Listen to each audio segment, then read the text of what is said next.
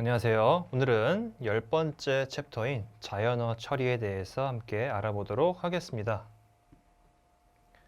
자연어 처리 챕터는요, 세 개의 파트로 나누어서 알아보도록 하겠습니다. 첫 번째는 자연어 처리의 이해, 두 번째는 자연어 처리의 기술, 세 번째는 순환신경망에 대해서 알아보도록 하겠습니다. 그러면 첫 번째 자연어 처리의 이해에 대해서 한번 알아보도록 하겠습니다. 네, 자연어 처리를 이야기할 때 가장 먼저 알고 가셔야 되는 것이 바로 튜링 테스트입니다. 네, 튜링 테스트는 앨런 튜링이 개발한 테스트로 기계가 얼마나 자연어를 이해하고 또 그 이해한 값으로 판단할 수 있고, 이 튜링 테스트는 기계가 얼마나 인간처럼 이야기할 수 있고 또 인간이 말한 것을 인간과 충분히 의사소통할 수 있는지를 알아보는 테스트라고 볼 수 있습니다. 튜링 테스트의 원리는 굉장히 간단한데요. 판정자가 있고요. 그다음에 인공지능과 인간이 있습니다. 자, 어떤 과정으로 튜링 테스트가 진행되는지 한번 살펴보도록 하겠습니다. 네, 첫 번째, 블라인드 상태에서 이 판정자가 사람과 인공지능에게 질문을 하게 됩니다. 이 질문을 들은 사람과 인공지능은 다시 블라인드 상태에서 답변을 줍니다. 그리고 판정자는 이 두 사람과 인공지능의 답변을 모두 들어봅니다. 그리고 나서 이 들은 답변을 바탕으로 누가 사람인지 누가 인공지능인지를 구분해 봅니다. 그리고 나서 만약에 누가 사람이고 누가 인공지능인지를 가늠할 수 있다면 튜링 테스트에 통과할 수 없고요. 사람인지 인공지능인지 구별할 수 없는 수준이라면 튜링 테스트에 통과하게 됩니다. 아직까지 튜링 테스트에 통과한 인공지능이 많지 않은데요. 최초로 튜링 테스트에 통과한 인공지능이 바로 유진 그스트만입니다. 이 유진 그스트만은 2001년에 러시아인 3명에 의해서 개발이 되었는데요. 2014년 6월에 튜링 테스트에 도전하고 통과를 하게 됩니다. 자, 요런 사이트인데요. 요런 프로그램인데요. 네, 유진 구스트만이 판별자와 나눈 대화를 한번 각색을 해보았습니다. 판별자가 몇 살이니? 라고 물어보니 어린 소년이에요. 13살. 이렇게 대답을 하고요. 판별자가 미국의 수도가 어디니? 라고 물어보니 바보라도 미국의 수도가 워싱턴이라는 거는 알아요. 라고 대답을 하고요. 판별자가 나는 만리장성을 쌓은 나라의 수도에 살아. 라고 했더니 수도에 대해 더 이야기해요. 난 다른 장소에 관심이 많아요. 네, 이런 식으로 각색을 해보았는데요. 답변을 지금 보면 완벽한 인공지능의 대답이라고 할 수는 없지만 통과할 수 있게 된 이유가 바로 유진 구스트만의 설정이 우크라이나에 사는 13세 소년으로 되어 있었기 때문입니다. 그래서 판별자는 완벽하진 않지만 13세 소년과의 대화인지 헷갈렸기 때문에 튜링 테스트에 통과할 수가 있었습니다. 자, 그러면 이 분야, 자연어와 자연어 처리는 과연 무엇일까요? 네, 자연어라는 것은 사람들이 일상생활에서 사용하는 언어입니다. 언어는 음성 언어일 수도 있고요. 문자 언어일 수도 있겠죠. 그럼 자연어 처리는 무엇이냐면 이 자연어를 통해서 기계가 사람과 의사소통하고 또 자연어를 이해하고 분석하는 분야를 자연어 처리 분야라고 합니다. 그래서 현재 인공지능이 자연어 처리에서 연구되고 있는 분야는 음성 인식이나 문자 인식, 챗봇 등이 있겠죠. 또 번역 시스템도 이런 자연어 처리와 관련이 있다고 보시면 됩니다. 두 번째, 자연어 처리 기술은 어떤 것이 있는지 한번 살펴보도록 하겠습니다. 네, 자연어 처리 기술에서는 이제 자연어가 어떻게 처리되는지를 알아볼 텐데요. 먼저 자연어를 처리할 때는 언어 데이터를 전 처리하는 과정이 필요합니다. 왜 필요하는지 한번 살펴보겠습니다. 예를 들어 자연어로 오늘도 즐거운 하루 보내세요. 이런 식으로 문자를 보냈어요. 근데 사람들은 이걸 보면 이해를 할 수 있지만 인공지능은 정확하게 입력된 데이터가 아니라면 이해하기가 굉장히 어렵습니다. 그래서 이런 자연어, 우리가 일상생활에서 사용하는 언어를 좀 더 가다듬어서 인공지능이 이해하게 하기 쉽게 할 수 있는 과정이 필요합니다. 그게 바로 언어 데이터의 전처리 과정입니다. 그리고 나서 자연어 처리는 4단계로 이루어지는데요. 가장 첫 번째로 이루어지는 게 형태소 분석입니다. 작은 단위부터 점차 큰 단위로 분석해 나간다고 보시면 되는데요. 이 형태소 분석 단계에서는 언어가 지니고 있는 형태소 분석뿐만 아니라 품사, 접두사, 접미사 등 여러 가지 방법으로 단어가 지닌 뜻, 의미 등을 분석하는 것이 형태소 분석 단계입니다. 네, 한국어와 영어를 비교했을 때도 한국어, 영어에서 형태소나 문법상에서 규칙이 조금 다르기 때문에 이걸 이해하는 방법도 조금 다르겠죠. 보통 영어보다는 한국어가 조금 더 규칙이 까다롭기 때문에 분석이 어렵다고 합니다. 두 번째 단계는 구문 분석 단계입니다.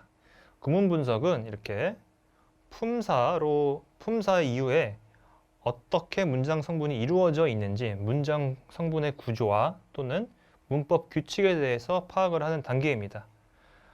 한국어의 경우 한국어의 문법 규칙은 이렇게 되어 있는데요.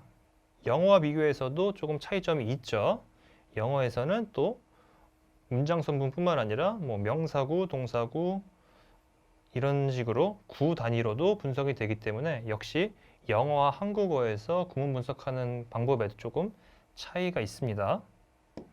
세 번째로는 의미 분석 단계입니다. 네, 앞선 두 번째까지는 문장의 단위나 규칙, 문장 성분 등을 분석을 해놨다면 이제부터는 이 단어가 지닌 뜻 또는 문장이 지닌 뜻을 좀 더 분석을 하는 단계에 이릅니다. 가장 헷갈려하는 게 뭐냐면 다이어나 동음이어와 같이 하나의 우리가 보기에는 우리가 문맥상에서 이해할 수는 있지만 인공지능이 파악하기에는 같은 문자이죠. 그렇기 때문에 분석하기가 조금 어려울 수 있습니다. 그래서 전체적인 맥락도 파악을 해줘야 되는데요. 이 단계에서 그런 의미가 어떻게 분석이 되고 있는지를 파악하는 단계가 바로 의미 분석입니다. 네 번째는 담화 분석입니다. 담화 분석은 이 대화 전체의 맥락을 고려해서 분석하는 단계인데요. 대화를 살펴보면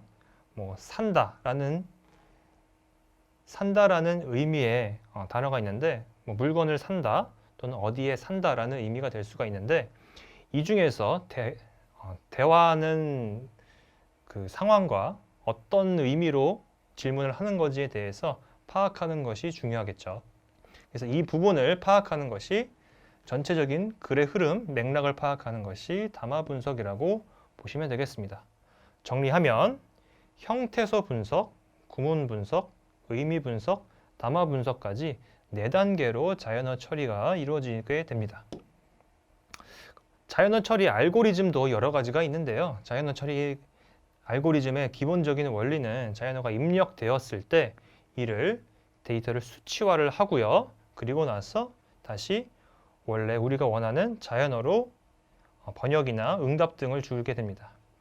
어떤 목적으로 인공지능이 사용하느냐에 대해서 어떤 목적으로 인공지능이 사용하느냐에 따라서 대화하는 인공지능이 될 수도 있고요. 요구에 응답하거나 번역을 하는 다양한 자연어 처리가 이루어질 수 있겠죠.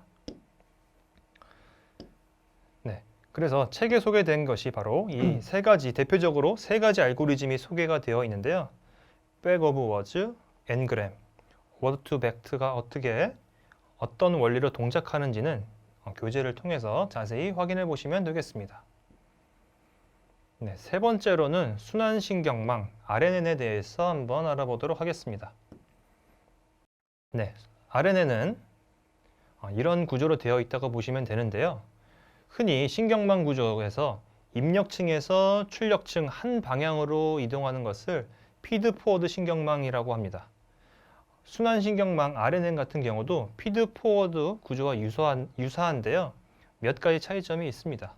피드포워드 같은 경우는 입력층에서 출력층 한 방향으로만 이제 데이터가 이동을 하게 되는데, 이 순환신경망 같은 경우는 이 중간 은닉층을 보시면 출력이 된 곳에서 다시 입력이 되고요. 또 입력층에서 은닉층으로 데이터가 출력이 되었는데요. 이 데이터가 다시 옆에 있는 옆에 있는 노드에 영향을 주면서 다시금 데이터를 출력해 주게 됩니다.